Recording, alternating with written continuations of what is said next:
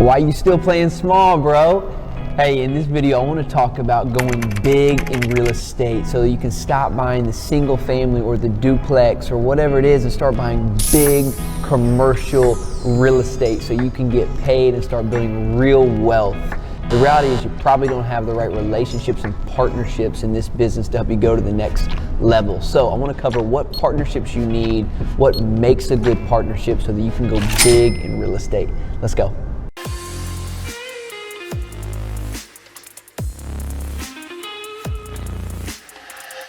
Hey, what's up? My name is Ellis, Hammond, full-time real estate investor with Symphony Capital Group. Make sure you check out the link in our bio if you want to learn more about our company. But today I want to talk about going big in real estate. And here is the honest truth. Real estate is a relationship game. And if you want to go big in this industry, you cannot go alone. It is all about partnerships. And so there are three key partnerships that you have to begin to form early on so that you can go big in this game. And so I want to cover the three, and I want to also cover what makes a good partnership. In all three of these different partnerships that you're going to need to grow and scale your business, what should you be looking out for? What makes a good partnership so you can stop playing small and start building significant wealth in real estate? Number one is the bank. They are your biggest partner in this game, right? Because they are typically giving you anywhere from 60 to 80% of the loan in order to go buy the real estate. And so, you want to begin building good relationships with your local bank, with lenders, with brokers, people who can get you access to money.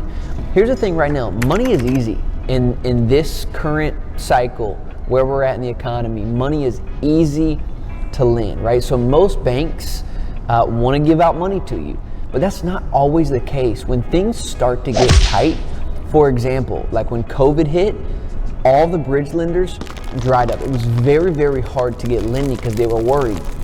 Back in 08 and 09, it was very, very hard to get money. But people were, those who were still able to get lending, those who were still able to get capital were those who had the experience, the track record, had been working with that bank, right? Because they trusted them. And so trust with a local bank or a capital partner is so key. I'll give you a great example of how we're doing this. We just closed on a deal in Kansas City with a local bank there. And we reached out to them. We're flying in town. Like, hey, let's go to a Kansas City game. We're going to a Chiefs game. And so together with our bank, we're going to go watch a football game. And so this is so important. They're not just some transaction in the deal. They are a major partner. And so I can't recommend enough early on starting to build relationships with your lender, with your bank. Okay, partnership number two, staying on the money train. It's investors. The other piece of, if the bank's going to give you the debt, well, the equity, if you're going to go big, you're going to run out of money, right? So you need to begin to look for other people's money, investors, partners, private money lenders. And so this is the number two key relationship. And this is what I want you to begin to think about and learn from my journey in raising private money and building an investor base. A couple things that make make a good partnership with investors is when you need to teach them to think long-term, right? And so it's not just transaction, hey, I'm gonna give you 50K, I'm gonna give you 100K, and that's gonna make me rich. No, real estate is a long-term game. And the thing that I always wanna help educate my investors on is, listen, if you, when they ever say, hey Ellis, I got 50, I got 100, I got 150K to invest today. My next question is, okay, great. When's the next time you can give me 50 or 100 grand to invest in our next deal? Because I know one $50,000 investment or $100,000 investment is not going to change their life. Will it protect that money? Will it multiply that money? Yes.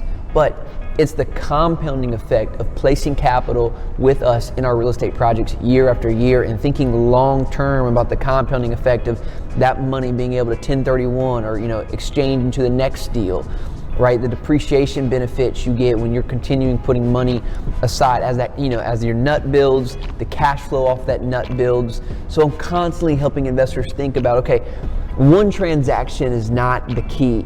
It's how do I continue to feed the beast is what I call it. So one, you want to help investors think long term. Two, I think on your end, you want to share the hard stuff.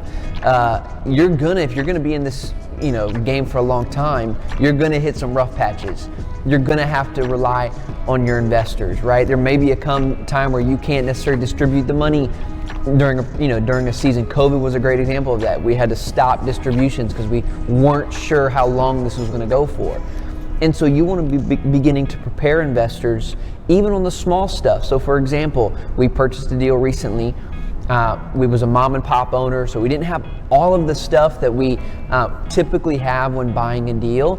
We thought the place was 100% occupied. We got into the unit and 5 units were actually vacant, which is not a huge deal in our value add renovation. It's actually a good thing because now we can go renovate those units.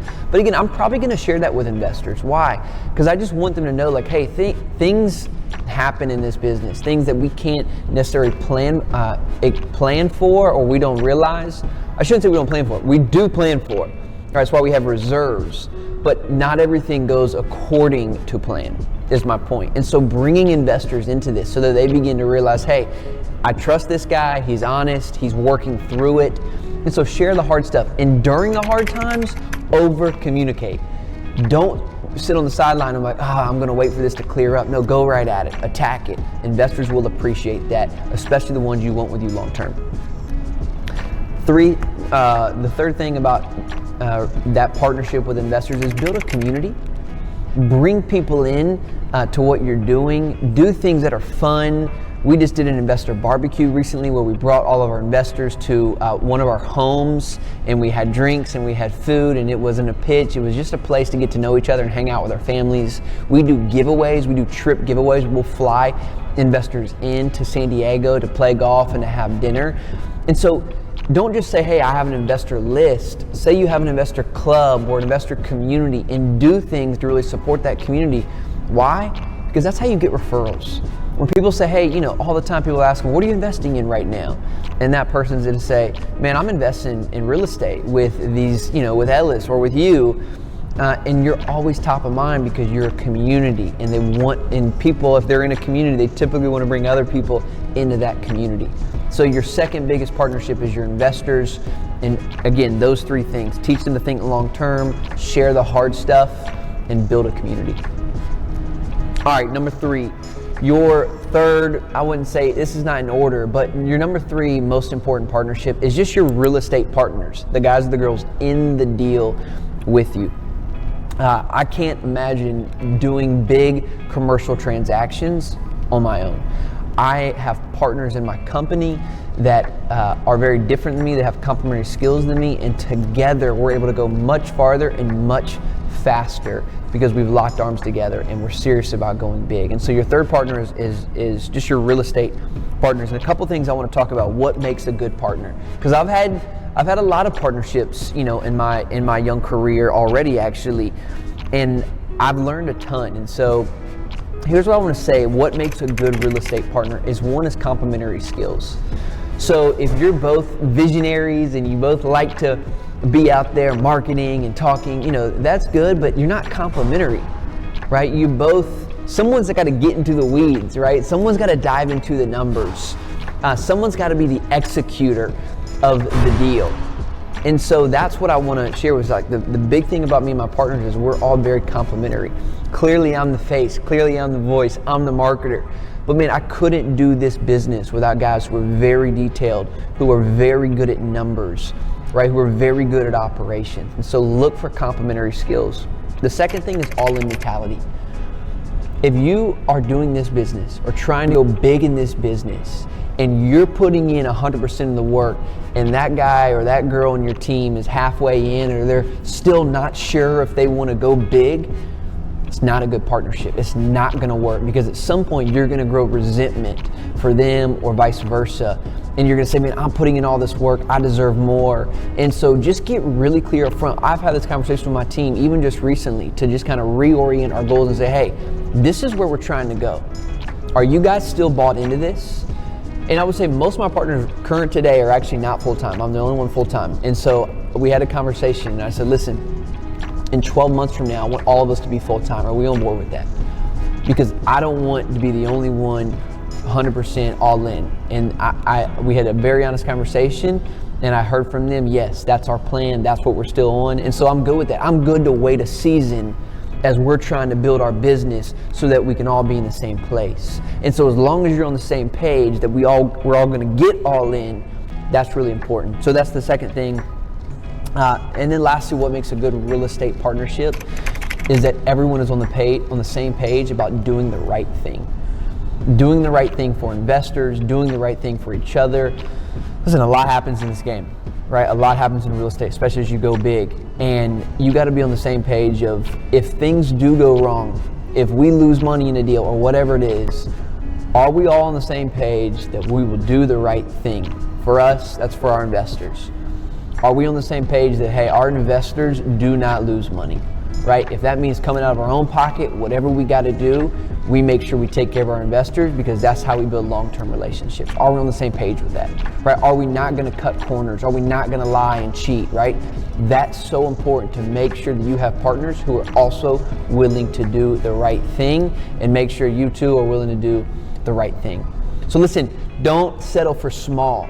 This business is all about relationships. If you want to go big in real estate, start building partnerships. If you want to learn more about investing with us and becoming a partner with us and doing bigger deals, whether that be private money, passive investing, or even bringing us deals, check out our company, symphonycapitalgroup.com below. Learn more about our company. Hey, and make sure you hit that subscribe button if you want to see more content like this. Think wealthy. Cheers.